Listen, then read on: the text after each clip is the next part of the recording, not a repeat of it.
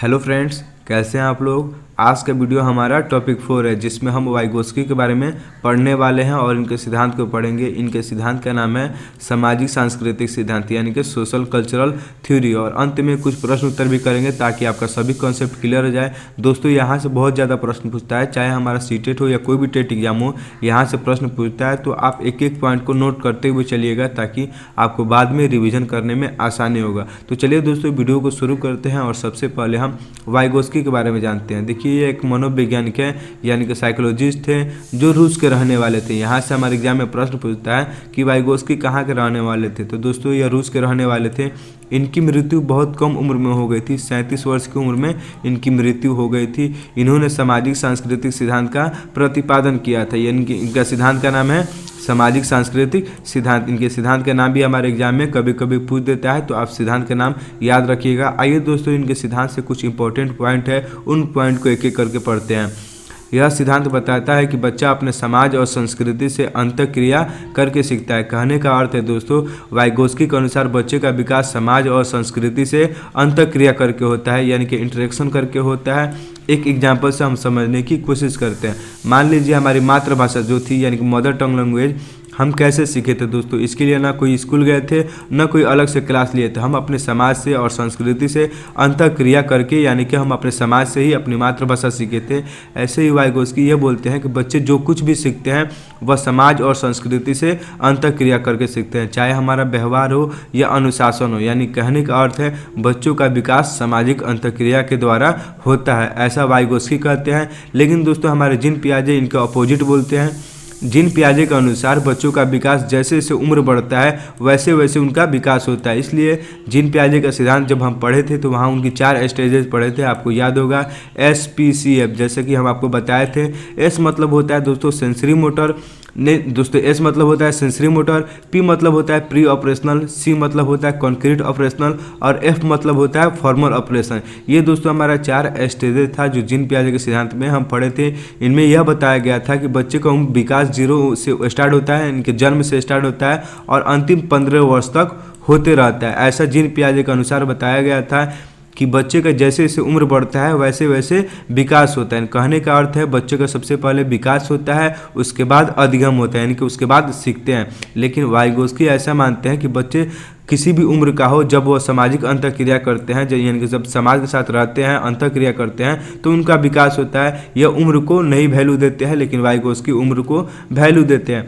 आइए दोस्तों, वाइगोत्स्की के कुछ कॉन्सेप्ट हैं, उन कॉन्सेप्ट को एक एक करके पढ़ते हैं। सबसे फर्स्ट कॉन्सेप्ट है हमारा ZPD, यानी जोन ऑफ प्रॉक्सिमल डेवलपमेंट। इसे हिंदी में समीपस्थ निकट विकास का क्षेत्र भी कहा जाता है। इसको समझने की कोशिश करते हैं दोस्तों। मान लीजिए आप सीटेट एग्जाम का तैयारी कर रहे हैं तो आपका 80 नंबर आ रहा है। जब आप प्रीवियस सेट मारे हैं या मॉक टेस्ट लगा रहे हैं तो आपका 80 नंबर आया है, तो ये दोस्तों आपका रियल डेवलपमेंट हो गया, ठीक है दोस्तों, यानी कि वास्तविक विकास हो गया। लेकिन आपको एग्जाम पास करने के लिए 90 नंबर की आवश्यकता है, क्योंकि 90 नंबर नहीं लीजिएगा तो आप फेल हो जाइएगा। तो देखिए दोस्तों, आपका रियल डेवलपमेंट था वो 80 नंबर था, लेकिन एग्जाम पास करने के लिए आपको 90 नंबर की आवश्यकता है। तो आप दोस्तों जहां प्रॉब्लम आ रही है वहां आप अपने शिक्षक या यूट्यूब से या कोई आपके नज़दीकी कोई आपके ट्यूशन पढ़ा रहा होगा वैसे शिक्षक से हेल्प लीजिएगा, या अपने दोस्त से हेल्प लेके आप सीटेट पास कीजिएगा। तो दोस्तों, आप जो रियल डेवलपमेंट था आपका 80 नंबर और जो संभावित विकास था, इसमें बीच के अंतराल को हम ZPD कहते हैं। यानी कि जब आप किसी से हेल्प लेते हैं उसके बीच के अंतराल को हम क्या कहते हैं, ZPD कहते हैं। आइए इसकी परिभाषा देखते हैं। वास्तविक विकास यानी कि रियल डेवलपमेंट के स्तर तथा संभावित विकास यानी कि पोटेंशियल डेवलपमेंट के स्तर के बीच के अंतर, आप दोस्तों अभी बताए हैं कि बीच के अंतर को हम क्या कहते हैं, समीपस्थ विकास का क्षेत्र यानी कि ZPD कहते हैं। देखिए दोस्तों, हमारा 80 नंबर था जो रियल डेवलपमेंट था, जो हम रियल में पढ़ के लाए थे, लेकिन हमें पास होने के लिए कितना नंबर की आवश्यकता थी, 90 नंबर। यह हमारा पोटेंशियल डेवलपमेंट था। इसके बीच के स्तर को हम क्या कहते हैं, अंतर को ZPD कहते हैं। एक और एग्जाम्पल देखते हैं दोस्तों। ये एग्जाम्पल हम आपके लिए लिख दिए हैं ताकि आप जब रिवीजन कीजिएगा तब आप ये एग्जाम्पल दीजिएगा तो आप देखिएगा तो आपका रिवीजन हो जाएगा। देखिए, बालक बिना विद्यालय जाए काफ़ी ज्ञान घर में ही रह के प्राप्त कर लेते हैं। देखिए, जो छोटा बच्चा होता है वो बिना विद्यालय जाए काफ़ी ज्ञान घर पे प्राप्त कर लेता है, अपने चाहे वह ऑनलाइन माध्यम से हो या अपने मम्मी पापा से पूछ के, लेकिन काफ़ी ज्ञान वो घर में प्राप्त कर लेता है। परंतु जिन बिंदुओं पर उनको समस्या आती है, यानी कि जहाँ वो समझ नहीं पाते हैं, उन बिंदुओं को उत्पन्न समस्या को समाधान हेतु यानी कि जहाँ उनकी समस्या आती है वो समाधान हेतु अध्यापक एवं मित्रों की सहायता लेते हैं। देखिए दोस्तों, कोई बच्चा है बिना विद्यालय जाए काफ़ी ज्ञान अर्जित कर लेता है, लेकिन जहाँ उन्हें प्रॉब्लम आती है, कोई टॉपिक समझ में नहीं आता है, वहाँ वह अध्यापक यानी कि शिक्षक और अपने मित्रों की सहायता लेता है। इन सभी प्रोसेस के बीच के अंतराल को हम क्या कहते हैं? ZPD कहते हैं। इनके आप समझ गए होंगे दोस्तों ZPD होता क्या है।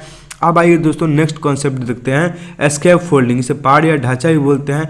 ये बहुत इंपॉर्टेंट पॉइंट है, यहाँ से 1 नंबर का प्रश्न पूछता है। तो दोस्तों आप एक एक टॉपिक समझ के पढ़िएगा, बाद में रिवीजन करके 1-2 बार और देखिएगा और रिवीजन कर लीजिएगा, ताकि आपका एग्जाम में कोई प्रश्न गलती ना हो। देखिए दोस्तों, वयस्कों द्वारा ली जाने वाली टेम्प्रोरी हेल्प या गाइडेंस को पाड़ या ढांचा कहलाता है। कहने का अर्थ है दोस्तों, जब आप किसी से टेम्प्रोरी हेल्प लेते हैं, यानी कि थोड़ा समय के लिए जब आप किसी से सहायता मांगते हैं, वह हमारा एस्केप फोल्डिंग होता है। जैसे कोई बच्चा साइकिल चलाना सीख रहा है, उसे थोड़ा समय के लिए कोई उसके पिताजी हो या कोई उसके अंकल हो, थोड़ा समय के लिए साइकिल पकड़ लेते हैं, जिसे बालक चलाता है।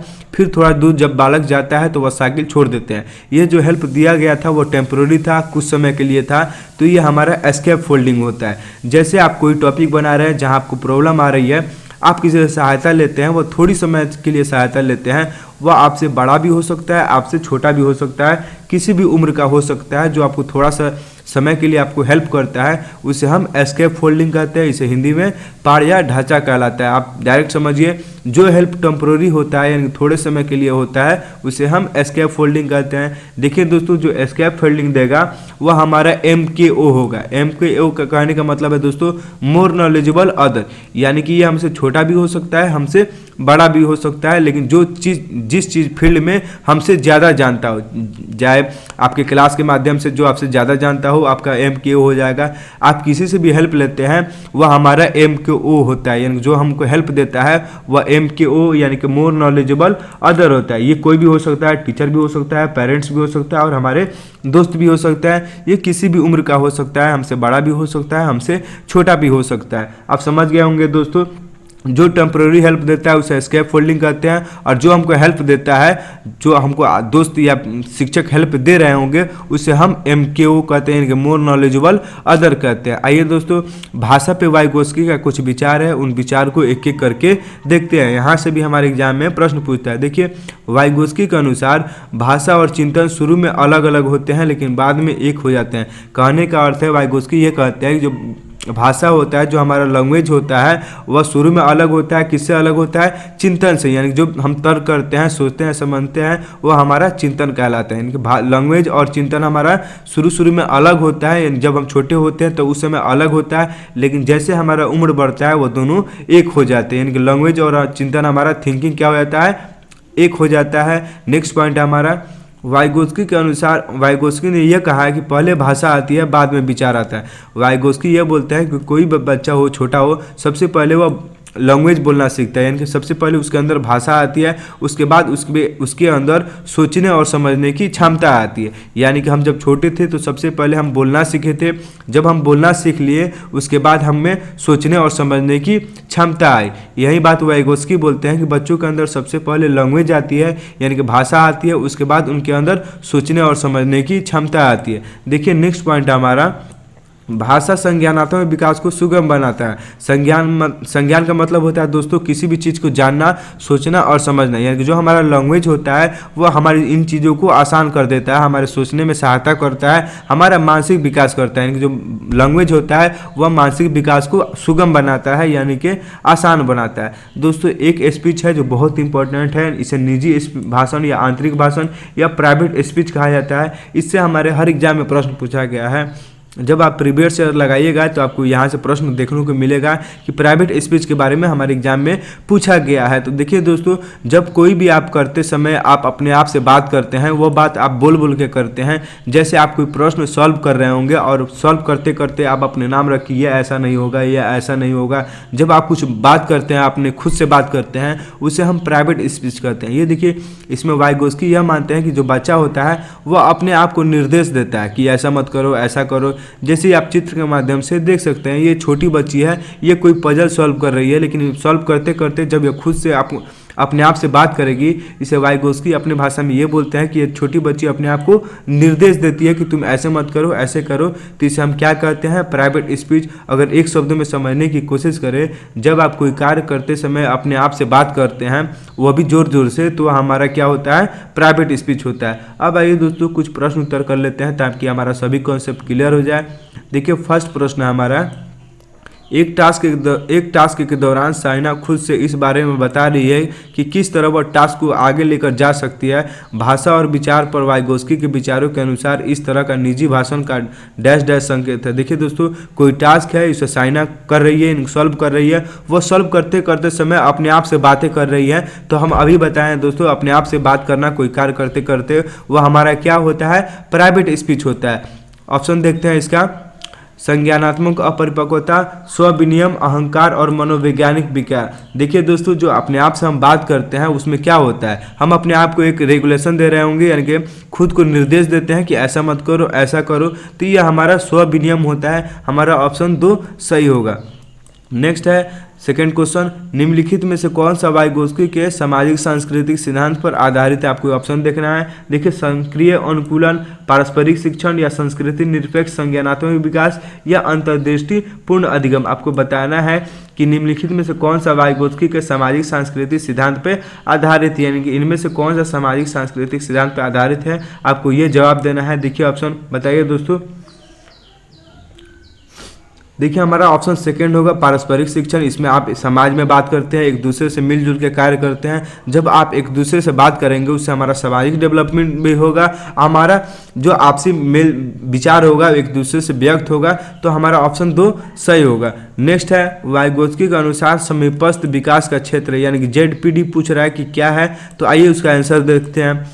अध्यापिका के द्वारा दिए गए सहयोग की सीमा निर्धारित करना, यानी कि सहयोग की सीमा निर्धारित करना, ये हमारा ZPD नहीं होगा दोस्तों।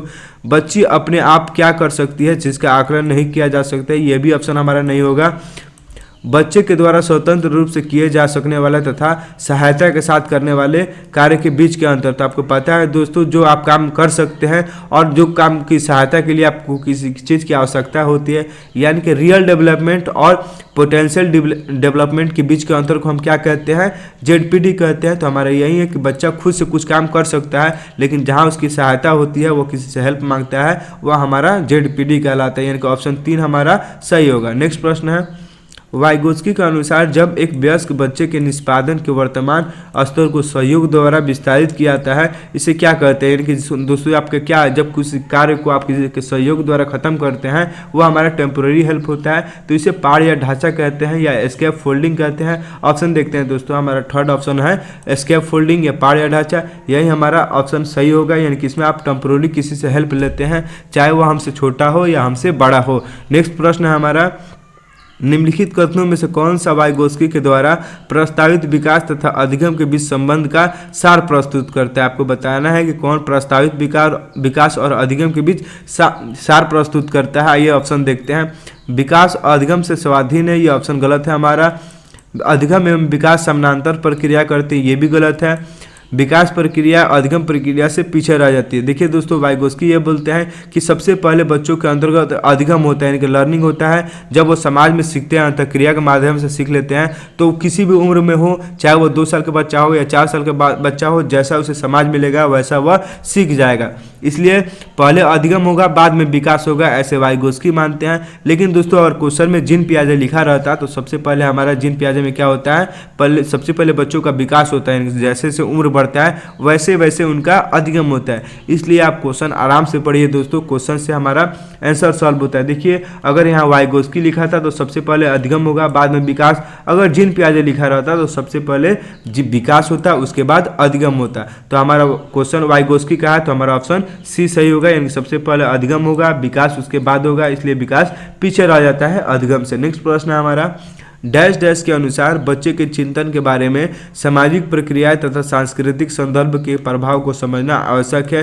किनके बारे में पूछ रहा है? किनके अनुसार बच्चे के चिंतन और सामाजिक प्रक्रियाएं तथा सांस्कृतिक संदर्भ के प्रभाव को समझना आवश्यक है। तो दोस्तों ये आपको पता है, वाइगोस्की के अनुसार जब हम बच्चे के चिंतन और सामाजिक और सांस्कृतिक संदर्भ को समझते हैं तो हमारा ऑप्शन थर्ड सही होगा, ले वाइगोस्की। नेक्स्ट है, वाइगोस्की के सिद्धांत का निहितार्थ है, बताना आपको क्या है। फर्स्ट ऑप्शन है प्रारंभिक व्याख्या के बाद कठिन सवालों को हल करने में बच्चे की सहायता न करना दोस्तों निगेटिव वर्ड है, तो यह ऑप्शन हमारा गलत हो जाएगा। बच्चे उन बच्चों की संगति में श्रेष्ठ रूप से सीख सकते हैं जिनका बुद्धि लाभदायक उनके बुद्धि लाभदायक से कम होगा। देखिए दोस्तों, वाइगोस्की बुद्धि लाभदायक की बातें नहीं करते हैं, वो बोलते हैं सामाजिक अंतःक्रिया से बच्चों का विकास होगा। वह कितना भी उम्र का बच्चा हो, जब उसे अच्छा समझ मिलेगा तो वो डेवलप कर जाएगा। नेक्स्ट है सहयोगात्मक समस्या समाधान। तो दोस्तों हमारा ऑप्शन थर्ड सही होगा। इसमें समाज में एक दूसरे से सहयोग के माध्यम से हम सीखते हैं। नेक्स्ट प्रश्न हमारा ले वाइगोस्की के अनुसार, अकॉर्डिंग टू ले वाइगोस्की, ऑप्शन देखते हैं भाषिक विकास मानव चिंतन के स्वभाव को बदल देता है। ये ऑप्शन हमारा सही होगा। आइए और कोई ऑप्शन पढ़ लेते हैं, उसके बाद सही टिक लगाएंगे। वयस्कों और साथियों से अनोन क्रिया करने का भाषा के विकास में कोई प्रभाव नहीं पड़ता, ये पड़ता है प्रभाव, तो ऑप्शन हमारा गलत होगा।